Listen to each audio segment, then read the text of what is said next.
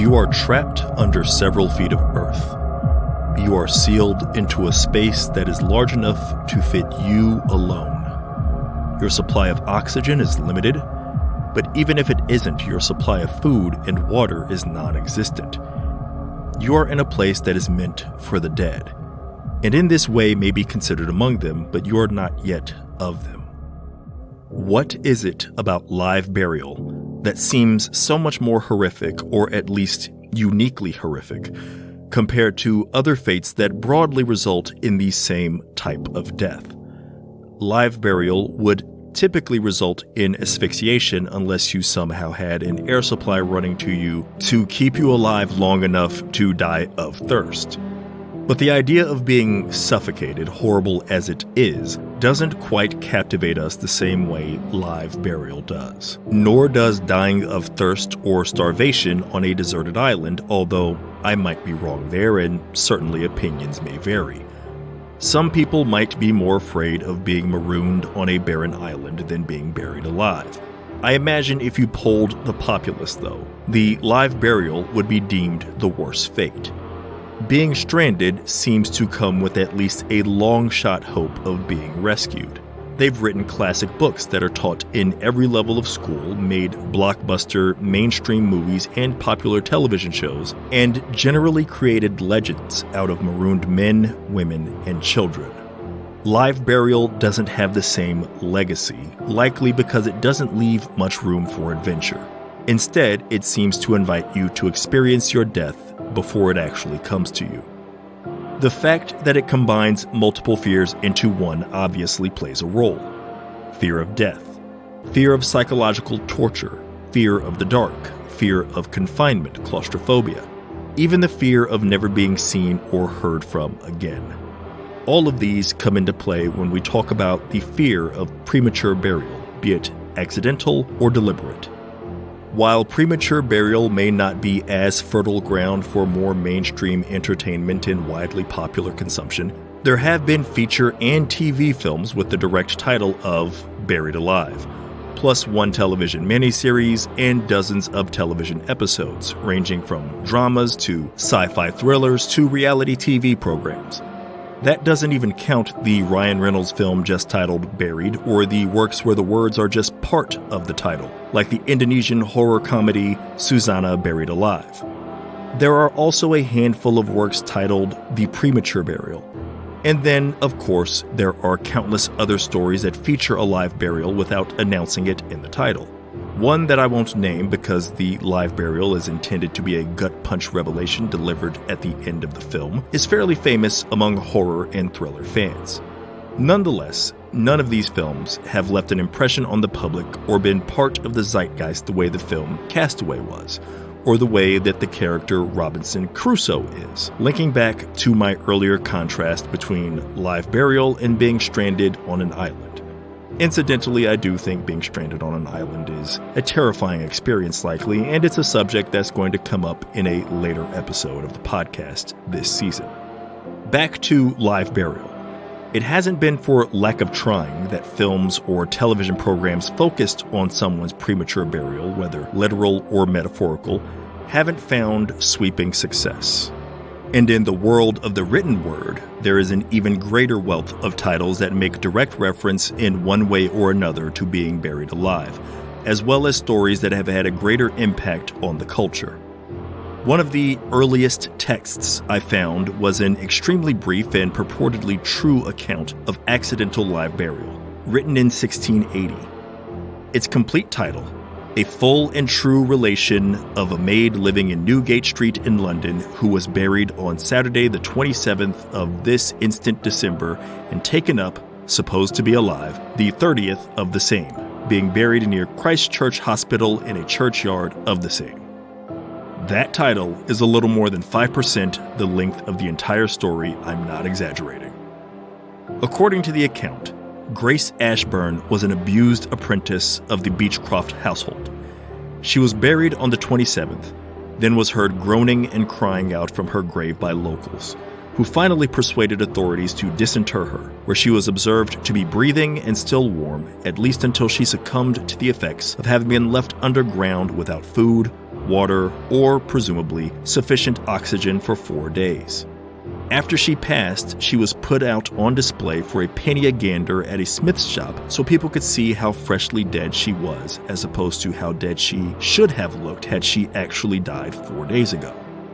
It's all rather macabre, even before you get into the business of the bruises left on her body by Mr. and Mrs. Beechcroft, including a scar on her head. The abuse seems to have likely contributed to her eventual death, although the author of the piece is non-committal about that. The author also approaches the story as though it were a miraculous event. Grace is compared to Lazarus, who, lest anyone is unaware, wasn't just brought back from the dead only to die moments later, so it seems like a poor comparison. In the same vein, the author notes that the victimized, frequently beaten Grace was often known to lament that she would, quote, rather to be buried alive than to live under such hard and severe usage, end quote. While the author half-heartedly tries to leave his thoughts on this somewhat ambiguous, it's clear enough that he sees her comment as a prayer potentially answered, supporting his opening statement that, quote, strange and wonderful are the workings of Almighty God, end quote. The ordeal of being buried alive and living under such conditions for days is not explored at all in this text. We don't get any details about the way the neighbors felt either, hearing the miserable cries of someone who is supposed to be dead lying in their grave. Nonetheless, it proves to be, in an unexpected way, a horrific account of a live burial that reveals something disturbing about the way a society might view victims of abuse, possible murder, and then a fate arguably worse than death, and the mental contortions one might go through to make it all sound like a miracle instead of a nightmare. Another story, that of Ginevra degli Almieri, allegedly dates back to possibly 1396, though there's no official documentation to support this that I could find. It was later made into a movie in 1936. The account I found of Ginevra's story on the Leonardo da Vinci Art School website has a little bit of everything: romance, tragedy, perseverance, and, obviously, horror. In a classic setup, Ginevra wants to marry a boy who her father disapproves of. Instead of letting her be with her beloved Antonio, her father makes her marry some unlovable bum named Francesco. That's probably unfair. I'm sure he had someone out there for him, but it wasn't Ginevra, and he had to know that, but went along with it anyway, so I'm maintaining my assessment of him as a bum, especially in light of what happens next. Francesco is too busy being a businessman to give his wife proper attention, and since LL Cool J is still centuries away from being born and making the song Loungin' to specifically warn guys about this sort of thing, Ginevra eventually dies of loneliness and heartbreak. Or does she? Well, of course she doesn't, or else she wouldn't be one of the subjects of this episode. Indeed, she's mistaken for dead, is entombed in the family crypt, and then wakes up later, understandably terrified. Her fear gives her strength enough to move the heavy stone lid above her and escape her grave, but unfortunately her ordeal isn't over. When she goes home and asks Francesco to let her inside, he believes she must be a ghost and refuses to let her in. Her own father gives her the same treatment when she tries to go to her parents' house instead. Stuck outside, weak and afraid, she finally thinks of the one person she's sure won't turn her away. Good old Antonio, the man she wanted to be with in the first place. Sure enough, despite having heard of her alleged death, Antonio figures, what the hell, even if she's a ghost, she's the love of my life, and I'm not going to leave her out in the cold, alone, and afraid. After all of this horror and hardship, things wrap rather happily for Ginevra and Antonio. When they seek to get married and Francesco tries to complicate things, the church sides with the two lovers. Why? Well, because Ginevra did allegedly die, and most marriage pacts have some form of till death do us part in play. It's a hard-earned happy ending, and there's little wonder that legend was eventually made into a movie. I've also seen it adapted into a comic twice, once in Out of Shadows issue number 14, the other being a loose adaptation of the legend from Suspense Comics number 5, which relocates the story to France as opposed to its original setting in Italy. I'm actually surprised this story hasn't been adapted at least once by every romantically inclined country on Earth.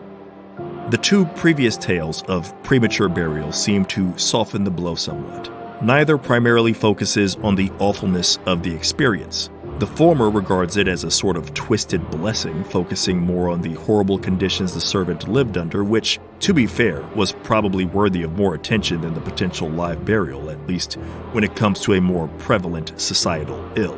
The other presents it as harrowing, but ultimately a vessel for liberation from a loveless life. Yes, the legend goes on to say that Ginevra's ghost still haunts the streets of Florence every first Tuesday of the month, reliving what she suffered through after getting free from her grave, but she notably doesn't haunt the grave itself.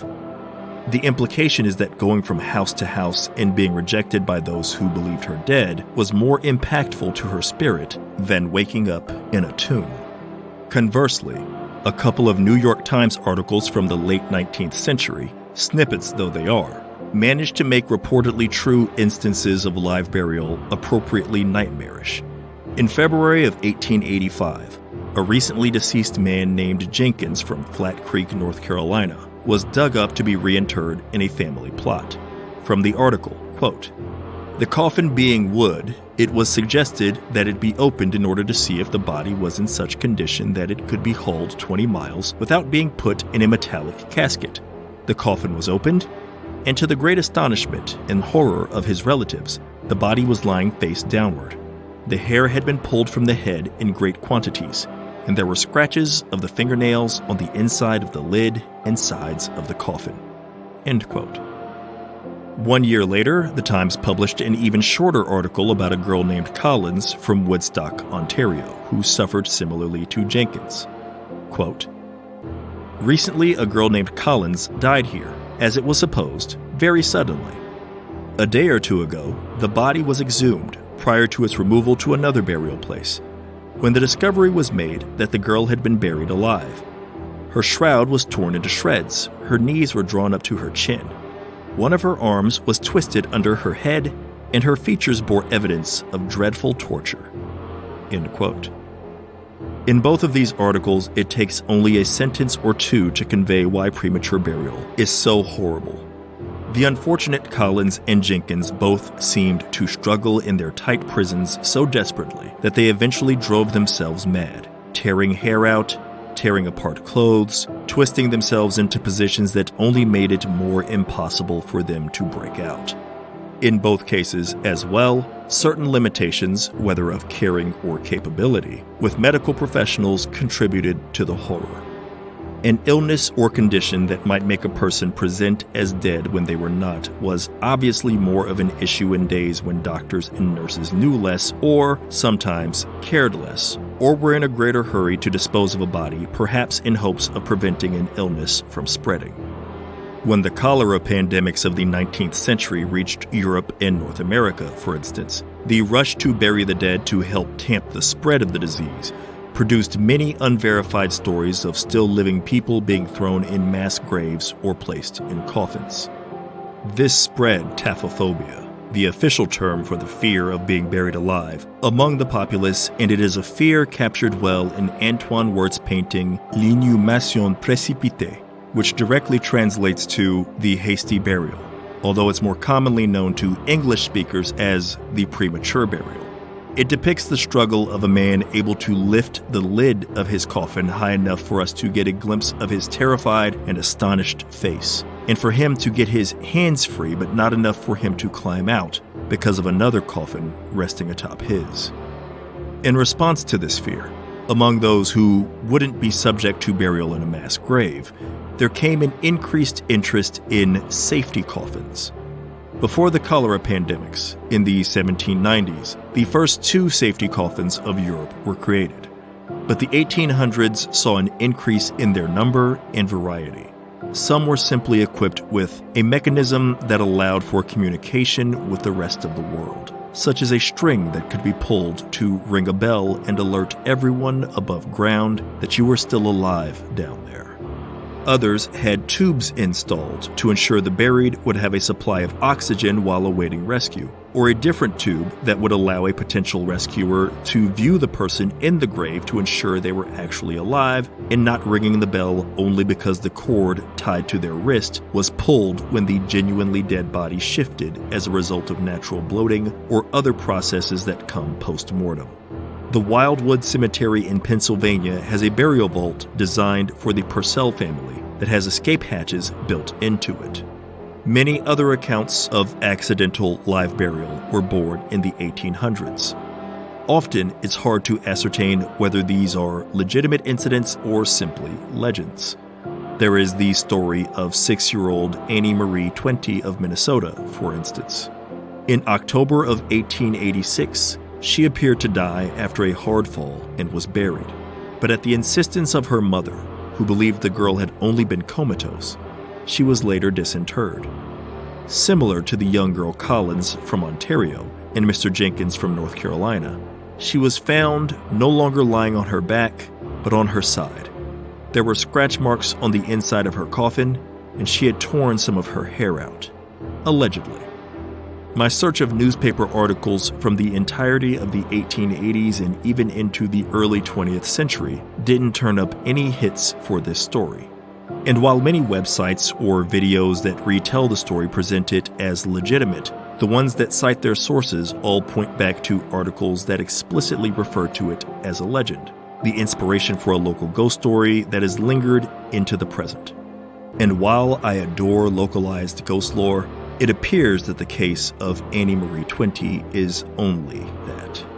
Conversely, multiple newspapers from Ohio to New Zealand documented the story of Anna Hockwalt, apparently buried alive in Dayton, Ohio in 1884. A local paper, the Daily Dayton Herald, dismissed the story as an unfounded rumor. The New Zealand paper, the Daily Telegraph, claimed its source as an unspecified Tribune, Ohio special edition, and also claimed at the end of its write-up that efforts were made to quote-unquote conceal the case. These kinds of stories, be they almost certainly apocryphal or potentially plausible, were numerous enough to spread taphophobia. The phobia was strong enough to result in the formation of the London Association for the Prevention of Premature Burial in 1896.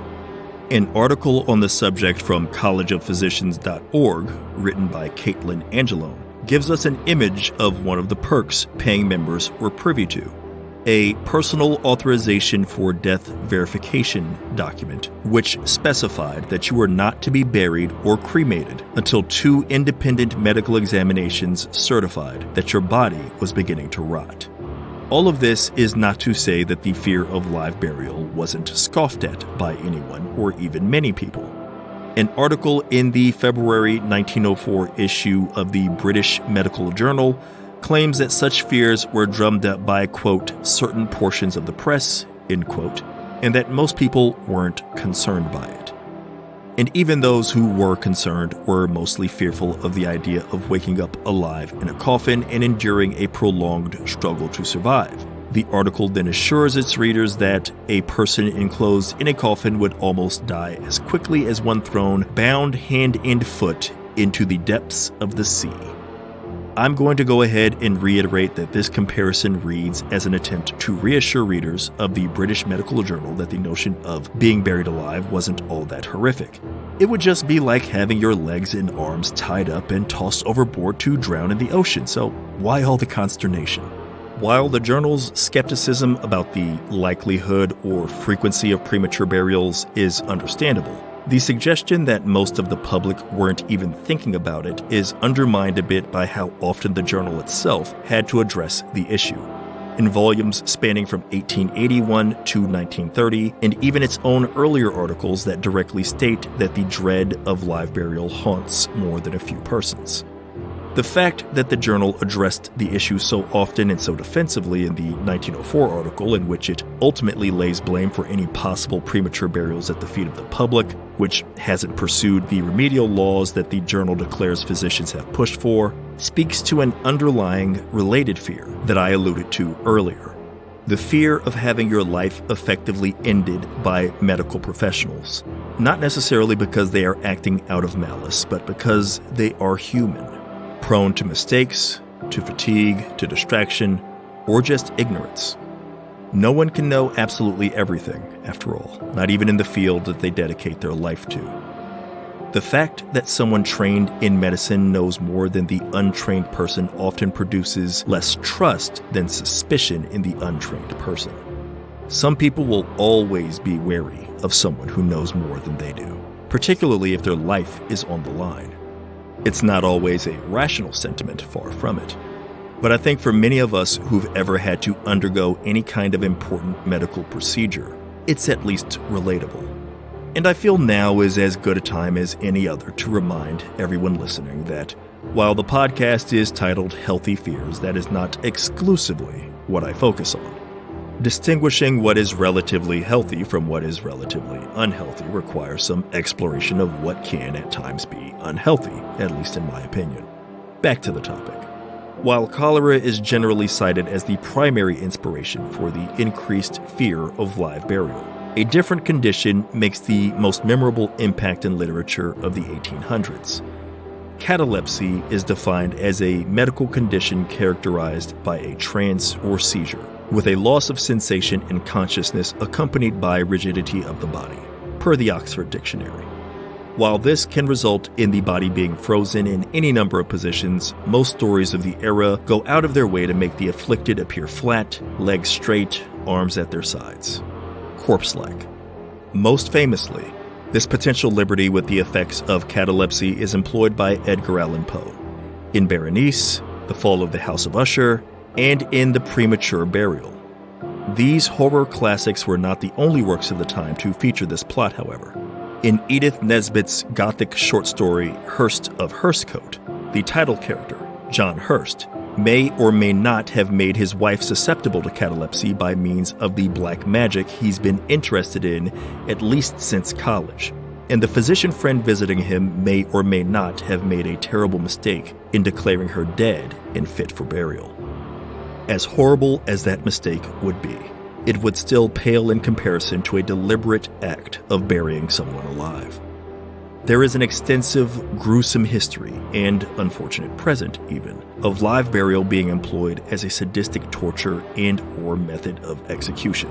And in the realm of fiction, a number of tales have used it to terrify audiences, most notably perhaps in the story The Cask of Amontillado by Edgar Allan Poe. Who else? But I won't be going into that story next, nor any other conventional short story or novel.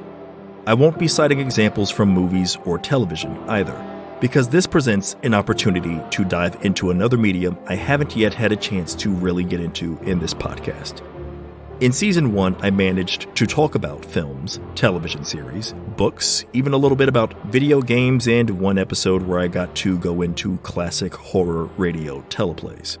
When it comes to live burials, however, nothing else seems to quite have the same penchant for it, at least in my opinion, as does Golden Age horror and crime comic books.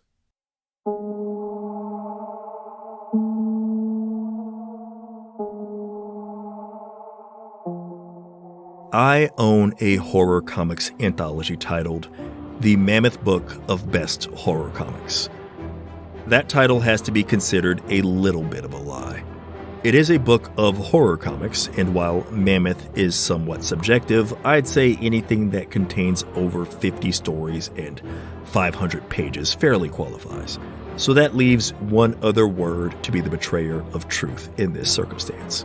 Nonetheless, even if its comics are not actually the best, it's a reasonably entertaining collection. And of the over 50 stories within, 20 are from the golden age of comic books. Of those 20, 2 conclude with characters being buried alive, and in one of them it happens multiple times.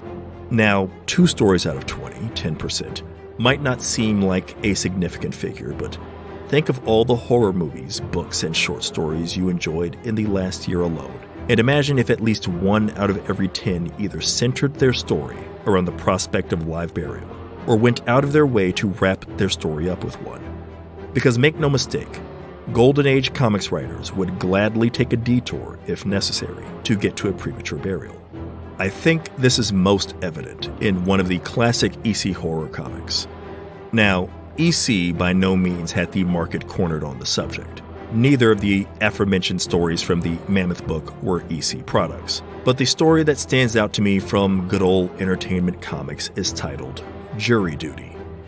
It was released in August of 1951 in an issue of Crime Suspense Stories, but was appropriately labeled at the time as a story more befitting The Haunt of Fear, one of EC's big three horror titles, along with The Vault of Horror and, of course, Tales from the Crypt. The reason why Jury Duty stands out to me should be apparent if you'll permit me to spoil the story for you. It's the tale of Peter Cardoff, a convicted murderer in Georgian or Victorian-era England. I'm not schooled enough on either of those eras to know just based on the clothing alone which one I'm looking at, but Mr. Cardoff is sentenced to hang for his crimes. After his sentence is carried out, he is declared dead and his body is left to be carried off by his servant. I don't know if that was customary at the time. His neck has been gruesomely broken, but he lives on. He summons his lawyer to make sure he's legally declared dead and uses that as a loophole to exact his revenge against the jurors who convicted him, murdering them one by one, while the surviving men's pleas to have Cardoff hanged again fall on deaf ears because, according to local law enforcement, since he's legally dead, he doesn't even exist. So it is beyond the power of the legal system to even apprehend him. You can probably see a few issues with this setup already, the least of which is Cardoff's survival after the hanging. The charm and appeal of classic horror comics never had anything to do with tight plotting that you couldn't poke holes in, even when they were adaptations of well-plotted short stories. The appeal, frankly, was often in the gruesome, shocking for its time conclusions and the artwork. And with that in mind, you can't just have the surviving jurors come to the sensible conclusion that, well, if the law is going to be so nonsensical as to say Cardoff technically does not exist anymore, despite the fact that he's walking around and has been seen by people and very obviously does continue to exist, why don't we just go shoot him? Or stab him? Both, if we want to be thorough. After all, you can't be convicted of murdering someone who doesn't exist. That would not be nearly memorable, cruel, or karmic enough, though, for a proper EC story. Instead, the men gang up on Cardoff, seal him in a coffin, and carry him to the cemetery, all while he screams that they can't do this to him. They are killing him, it's murder, and they'll hang for it. This leads one of the men to point out that what they're doing isn't a punishable offense. After all, no one would consider it a crime to bury a legally dead man. This line of thinking doesn't really hold up based on the gap in logic I pointed out earlier.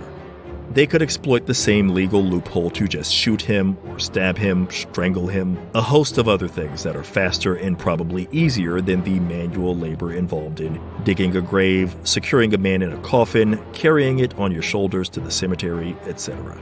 None of that really matters. Burying Cardoff alive, even though he's got it coming, is much more disturbing and more impactful than a simpler and more sensible solution. Still, it illustrates my initial point that the classic horror comics would sometimes go as out of their way as they possibly could to give us a live burial. There are at least 8 more EC stories that I'm familiar with that feature deliberate premature burial, plus one where it's explicitly threatened on the last page. Mind you, I am a fan of the comics and read them whenever I could when I was much younger, but I'm nowhere near an expert on the subject. There are liable to be at least a few and possibly several other stories I'm unfamiliar with or couldn't find through my search efforts that also have characters burying someone alive. To name the ones that I am familiar with, there's The Screaming Woman, an adaptation of a Ray Bradbury story, Chatterboxed, which also features a safety coffin and some extraordinarily unfortunate timing for its imperiled protagonist. There is Terror Train, Twin Bill, People Who Live in Brass Hearses, and even stories where you'd expect the source of terror to be something else based on the title, like Rats Have Sharp Teeth and Uppercut. Last but not least, there are 2 stories titled Buried Alive. The first appeared in War Against Crime No. 10 in 1949, which also marked the first appearance of the Vault Keeper character, who introduced the story. The second Buried Alive appears in the Vault Keeper's actual comic, The Vault of Horror, 1 year later. The first story, penned entirely by the prolific Al Feldstein, is actually a pretty straightforward tale dealing with a gravedigger, nightmares, sleep deprivation, a comatose state that might as well be the fictionalized version of cataleptic shock, and an unexpected rescue by a grave robber. The second, Buried Alive, co-written by Feldstein along with Bill Gaines, gives us a recurring plot beat in live burial comic book stories. Someone willingly entering a coffin and/or being buried on purpose as part of a scheme. Inevitably, something goes wrong. This brings us back to Golden Age comics beyond the confines of the legendary EC. In fact, the most famous version of this specific type of story may be from My Coffin is Crowded, which appeared in the spring issue of Marvel's Suspense in 1952. What brought it to a wider audience was its later adaptations, first for the Alfred Hitchcock Hour in 1964 for the episode Final Escape. That was remade in 1985 for Alfred Hitchcock Presents. In every iteration, an imprisoned protagonist attempts to pull off a somewhat Count of Monte Cristo-esque jailbreak, but things go as horribly wrong as one would anticipate in a horror story, particularly one with the title My Coffin is Crowded. Two more non-EC comic stories, also titled Buried Alive, cover somewhat similar territory in that they have characters who don't display a healthy fear of being buried alive, and therefore agree to or even come up with a scheme that involves getting into a grave and having dirt poured on them. Eventually, they do come to be very afraid of the situation they've placed themselves in, but not before it's far too late. I believe I've referenced 15 different Golden Age comics about Premature Burial so far. I might have accidentally double counted or failed to count one of the multiple Buried Alive titles. I apologize if that's the case. And this is far from a comprehensive list. Again, I'm not a scholar or student on the subject. I'm sure I'm missing many more titles that deal with live burial, and I also didn't even mention every story that I came across. I'm not even counting the two adaptations I found of Ginevra degli Almieri's legend, for instance, that I mentioned at the top portion of this episode. For more non-EC titles, if you're curious, I'd recommend the website thehorrorsofitall.blogspot.com. Type in the keywords Buried Alive and have at it. It's a decent starting point, and once you've gone through its considerable archive of tales, you might find yourself wanting to venture down a bit of a rabbit hole. If you do head down said rabbit hole, just make sure you've got a way out, in case anyone starts filling that space with dirt while you're still in there.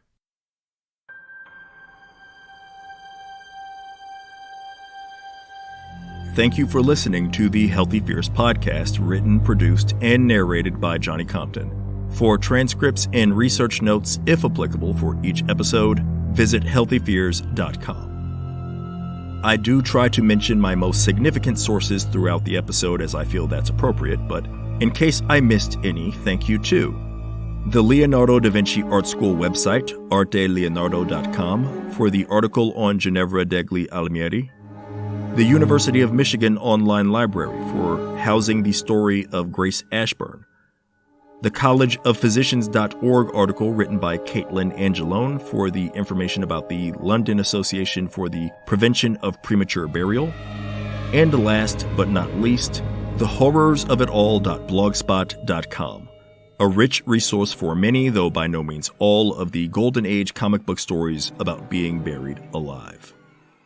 If you're interested in my fiction writing, my publication credits and links to some of my stories can be found at johnnycompton.com.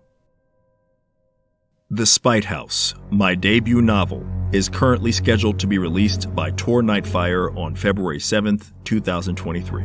Hopefully that gives everyone plenty of time to clear out some space in their book budget for it. The subject of next week's episode is the Unburied Dead, for anyone who is interested. Until then, try not to get buried by work or personal obligations or 6 feet of compacted soil or anything else that might make you feel suffocated.